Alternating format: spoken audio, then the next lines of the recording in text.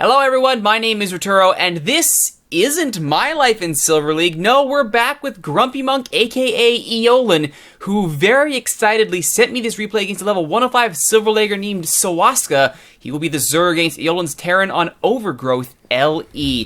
Now again, normally I try to make sure things are centered around my exploits here, but Eolan was absolutely beside himself when he sent this replay in and was very excited with how he played and just how things turned out. Apparently, his opponent here, Sawaska, you look at the profile afterwards, has been a Platinum League player before. And according to the end of match score screen, Sawaska had 5 times the APM of Eolan, which sounds to me like he got stomped, or at the very least he put up a spirited defense.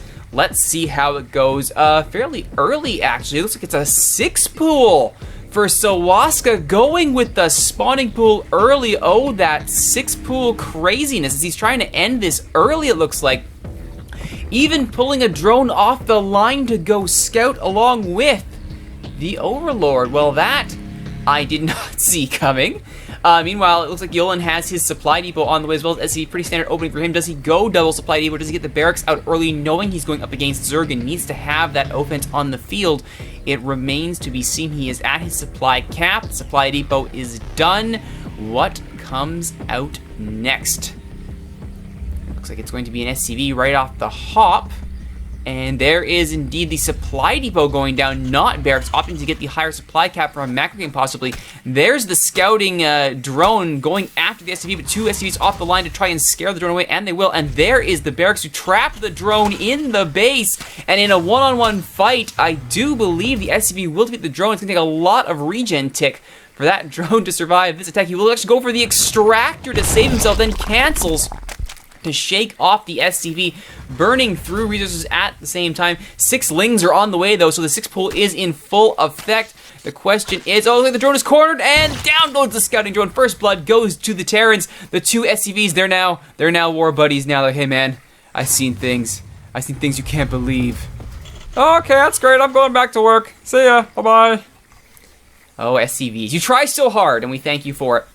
Second barracks on the way here for Eolan as he's opting to get the offense down early instead of going for the orbital, which normally you would want to see, even canceling this SCV and waiting for the orbital. Instead, though, Eolan goes for the Marines, and a good idea, too, is down goes the front door. Oh, no, he raises the front door just in time.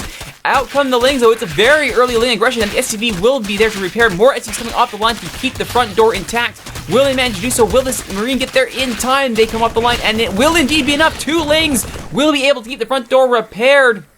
And suddenly, the 6 pool has been blocked. 6 Lings now. Now, they could easily turn to a Baneling bust. That would wreck the front door very easily with only 1 Marine on the field. Even 1 Marine is not going to be enough to keep the base in one piece. And he has the minerals now to get his orbital on the way. Does Eolan go for the orbital? He's got full saturation on gas here. No, goes for the factory, opting to go up the tech tree as quick as he possibly can. Meanwhile, back at Casa del Sawaska, he has his first extractor going. I'm guessing this will be for metabolic boost, as he has a severely underdeveloped economy, having committed so fully to this 6 pool. Queen is on the way, though, to get that inject larvae out the door and hopefully save the game. The 6 Lings now having retreated to the Zunlaga Watchtower. They are joined by 2 of their friends. It's an 8 Ling offense against what appears to be 3 Marines with 2 more on the way. And now, finally, at the 5-minute mark, we see the orbital. Again, it's a delayed orbital, which is not the best thing in the world. You kind of want to, get that in sooner than later, but Eolan's making it work so far. He does have a factory on the field as results, but here comes the tech lab. I assume this is for siege tanks to shoot those Lings to kibble. Meanwhile, the 2 heroic wounded warrior SCVs heroically mining that mineral line, telling all their SCV buddies about what happened. They are totally scoring with all the SCV women that no doubt are in some of those suits.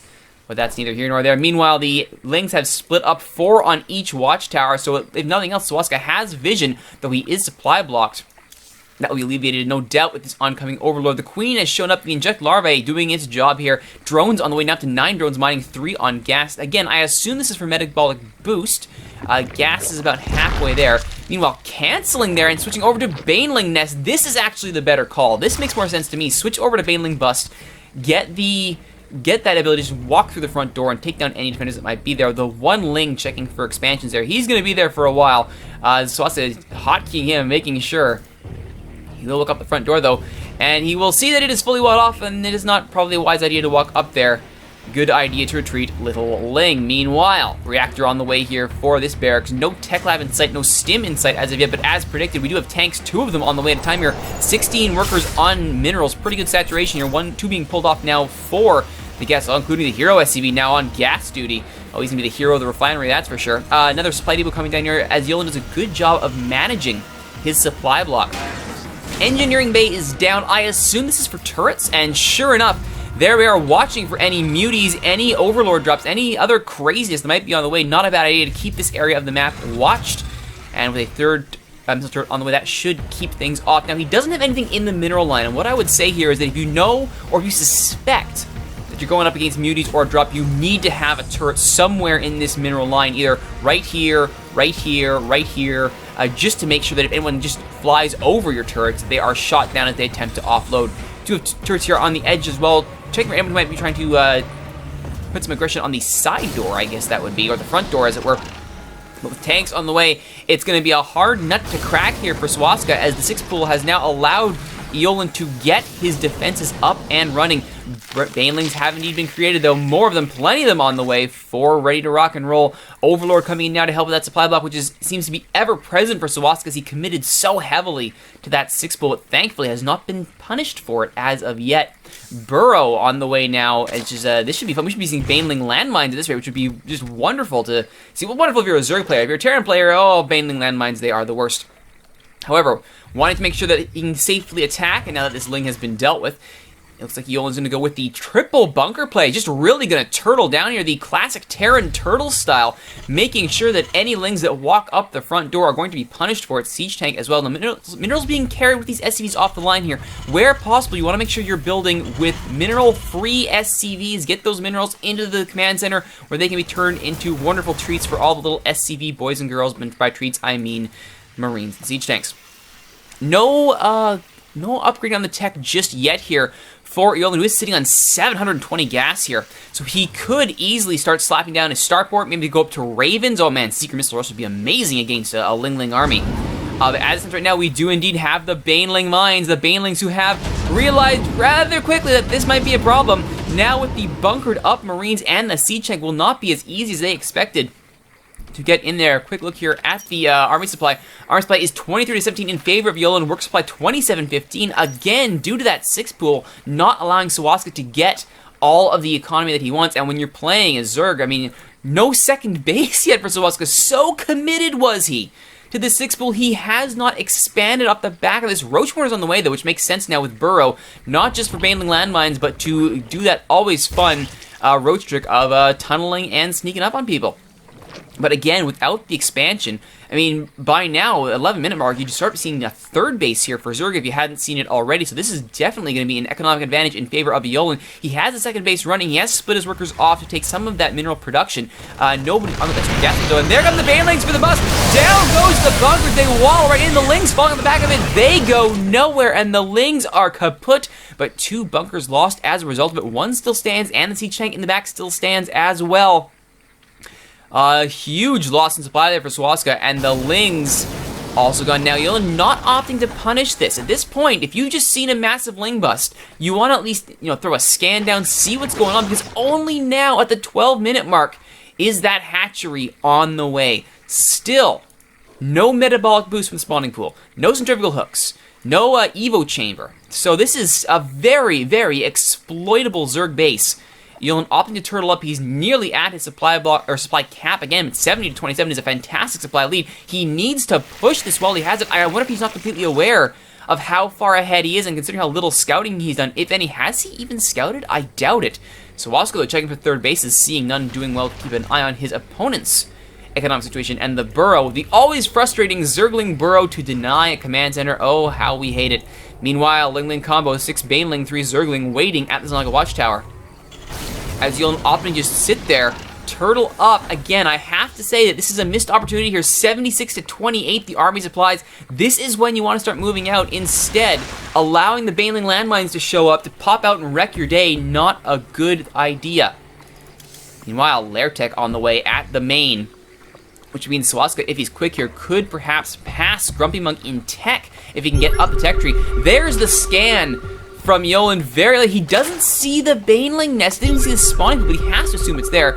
Second scan revealing the expansion with no workers on it, as well as all those creep trees being popped down there by the Queen. So the creep spread actually not too bad here. Very delayed creep spread by Swastika, but he's doing well to actually expand the creep.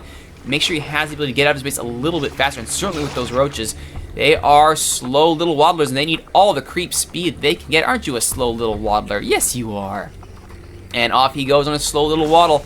Oh, look at him go. He loves that creep. He loves it so much. Oh, it's so great. It's the greatest thing in the world. And oh, gee, God. Oh, come on, get there.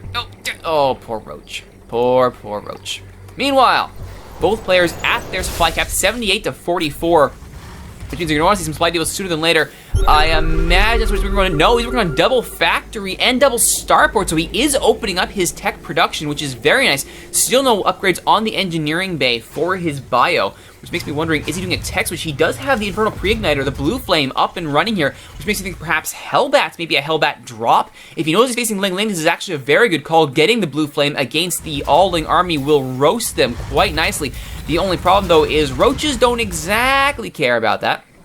They have just standard armor, and they don't really care for your Blue Flame. I mean, it'll be nice for the extra damage, that's for sure. But the roaches will still need some being taken care of, and that, I assume, is why there are siege tanks waiting at the front door. This bunker is still empty. I'm guessing, it's in a bad neighborhood. No one really liked the interior decorating. The hemming and hawing, waiting for the counter offer.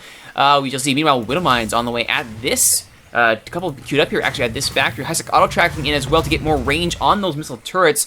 Perhaps predicting a drop of some sort. Don't know what intel he has to suggest. That he hasn't seen any spires. He knows there's lair tech, but he has no idea if Ventral Sax is there. He doesn't know if Neutralized Carapace is done, but Hydralisk Den, however, is done. This is the tech advantage that Swastika can use right here. In fact, he has Grooved Spines on the way here. That will give him the Hydralisk range. Spore Crawlers as well there to defend against drops. So Swastika, having done the 6 pool and failed, has not been punished for it. And he is clumping up his Overlord, so he could do a little bit better with the Overlord scouting, perhaps moving out over the towers into these blank areas. Certainly this is a good space to leave an Overlord, always watching for those drops, but you could do the same here as well with the Overlord and really get better map vision, especially with creep spread getting into the game so late. But that's neither here nor there. Evil Chamber is finally up and running, and there are level 1 missile upgrades for Swastika. GrumpyMonk, meanwhile, 100 to 59 is the supply. How does that break down? 54-33 Army, 52-26 Worker. It's still all Eolan's game, but he has not pushed out. There's another scan, and that does indeed reveal that the third base is there. Now he has to think that he's got to get moving, and he's going with the Widowmine. Not the drop, but the waddle all the way across the map without the metabolic boost. The Lings simply cannot catch them. Can the roaches intercept? Can the roaches intercept? Will they bury in time? There's the bury, and... oh, you poor larvae. Oh, the Queen spawned at the worst possible time! Oh, no! That Queen never stood a chance, and 150 minerals go down the drain. Meanwhile, Overseer with the Roach Lisk army. Hydra is looking pretty good here. Roach is looking pretty good. And with the Widowmines now on cooldown, that will be the end of them, though. Pretty decent trade-off, though. Widowmines for Queen, I'll take that. I didn't really want 1-to-1, but hey, in this situation, anytime you can stop it is a good time. Oh, it's a really big mech play here. Double armory on the way. I assume this is for concurrent upgrades, and with the money in the bank, Eolan has the capacity to do so, but is not actually initiating any of these upgrades. He's got Thors, he's got double Hellbat. He does not have supply. 134 to 69. Not so good. Medivacs are on the field. They have patched up the bio. He's going with double reactor as well. I assume this is for Viking support. But this is actually looking pretty good. His economy looking really good here. First base, though, almost mined out, so he pulls the workers off the line to go mass build queue. Because why not? When you're behind, use those SCVs like you mean it. Now, I assume with this kind of money in the bank, we should be seeing upgrades and extra bases sooner than later. And especially with the double armory, I am surprised that Eolan has not gotten this tech upgrade immediately started. And heck, off the back of that, why not get your bio upgraded while you're at it, or build a barracks, a tech lab, get stim. So many things to do here, but I think the most important thing that we can take away from this is he is now easily at his supply max 200. 144 to 91 is the total supply, so just bear in mind that that was a much bigger gap. Actually, it was probably about 50, wasn't it? It probably was about 50 now that I say that. Just the numbers are much bigger.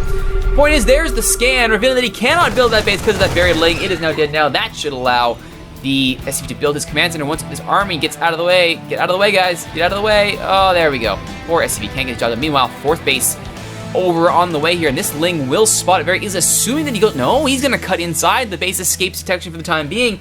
This scouting Ling, however, is in the wrong part of town. Oh dear, you are in the wrong part of town, Mr. Ling. Now he will, at the end of the day, he will scout out this 4th base, so he is aware of the 4th base being built. Scanned now by Eolan, revealing nothing in the 4th base spot for Swaska. And this Ling is dead and dusted. Boom! Blue Flame, Crispy Ling Barbecue, just like Mama used to never make. Baneling landmine, 6 Banelings waiting at the front door. Nothing happening yet, but Thors are still being pumped out one at a time here. And Thor Hellbat, pretty good combo. Double Widowmine also here. Oh boy. Widowmine's also pretty good. Now we see the double upgrades out of the armory. Bit delayed there, but no worse for wear. No bio upgrades as of yet, which I find interesting. 25-3. Oh my goodness, Eolan, you gotta split those workers off. You gotta get that worker transfer on the way. Oh my goodness, that's a lot of SCVs overmining that base. Meanwhile, we're gonna have action now at the what would I be the 3rd or 4th base expansion site for Swaska, as now the creep spread is being pushed back from the side here. These Banelings are way out of position. That landmine not gonna come into effect at all, though this Widowmine will walk right over the Baneling landmine, and they will miss it completely. Goodbye, Baneling landmine. Well, front door, it's Hydralisks and Roaches. The Blue Flame will take down the Lings, but the Lisk Roach, that's gonna clean up this army, and the Hydralisks clean up the dropship, and suddenly Swaska has closed the supply gap with authority. That's not good if you're Eolan. That advantage is gone without the stim, without the bio upgrades. Oh, the siege tanks, though. The siege tanks might want to have words. Here comes the Widowmines. There's the barracks, and the Roaches get in. They will manage to bring down one, but the Widowmines clean up the fight. Widowmine's still unexploded. There's the second hit. The Lings, or the Lisks, I should say. Now there's a Thor on the field, and the Overseer will fall from the barrage. Oh, not quite yet. And the important thing, the Thors are here. The Thor is ready, and down goes the army. Good counter there by GrumpyMonk, having the Thors in reserve. Lucky, if nothing else, to have them building, while planetaries are up and running here at the 3rd base. And I assume the 4th base as well. There it is, double planetary as well, preventing any counterattacks from making it easy for Swaska to hamper the economy. Meanwhile, a little bit low on units here. There's the worker transfer. Finally, all those workers getting out of Dodge. This base is empty. There's nothing for them. They are off to the races. Looks like Hero SCV has been all healed up by the medevac. Great for him. We're so happy for him. He's really come a long way. Really come a long way. So happy for him. And over at... oh, that Hero SCV. He's still seeing his share of scrapes. He's not getting patched up. Oh, the Baneling landmine! Oh, takes down. Looks like only 2 Marines and a lot of damage on the Thors. But that seems like a waste of Banelings there. Only getting the 2 Marines for 6 Banelings. Not worth it in my view. And now the Thor is working on pushing back the creep spread with their one little Marine buddy. You need a little more army than this, Eolan, and sure enough, he is pumping out Hellbats now 5 at a time from the factories. And this is actually doing a really good job pushing back that creep spread. Still 2 tumors unaccounted for, but the creep that is there hasn't put back. The rock's actually been collapsed here, so also give him easy access to the high yield expansion here for his 4th base. So base-wise, it is now more or less even, but that still kind of favors the terror and aggression. What of it there is. Still, 3 Thors not going to be enough to take down this army. The medevac sacrificing themselves to draw away the fire of the Hydralisks, as the Thors and Marines and Hellbats showing up late to the party here, and that's going to be it for this army, as Roach Hydra will clean this up. Once again, you don't want to attack piecemeal. You want to have the full brunt of your army brought to force, and only now, well after he has lost some heavy hitters, does Eolan retreat. 120 to 67 supplies, so at least he's still building off the back of that. Always good, as is Swaska, who just does not have the economy to support this. He's mined out at his main base and has not transferred his workers. Oh no. 8 to 24 out of 24 on the 2nd base, 4 of 24 on the 3rd, nothing at the 4th. No gas mining at the National, despite having the extractors up and running, and instead, this is a good idea here. Go for the counter. The problem is counterattack is going to be a planetary fortress, and they are not going to try their hand at busting the planetary. And unfortunately, that means the army is now out of position, and a ball of Hellbat Marine is now walking up the front door. Some of them look at the door here at the mid-ground to try and intercept, and it might not be a bad idea here, as this Roach will be... oh, no, my goodness! They just walk on by. There's the final attack. Good job there. And now the drones are in all kinds of trouble as the army walks right to the middle and cooks them for breakfast. Mining base has been emptied. Now the problem is that this guy creates a pretty good concave here for Swats if he can micro this, but it's not going to be enough, I don't think. As he gives up the GG, he realizes now without his economy and more reinforcements on the way, there is nothing more forward. It's a GG. Eolan with the victory. And now I see why he was so excited to beat somebody who has, according to his match history, been in Platinum, a failed 6-pool punished. And even against someone with as slow as an APM as Eolan, even with that slow of APM, if you can get your production up, if you can get your economy up, you can get some upgrades on the field. It looks like he stopped making his upgrades there, which could have really ended it had he continued that.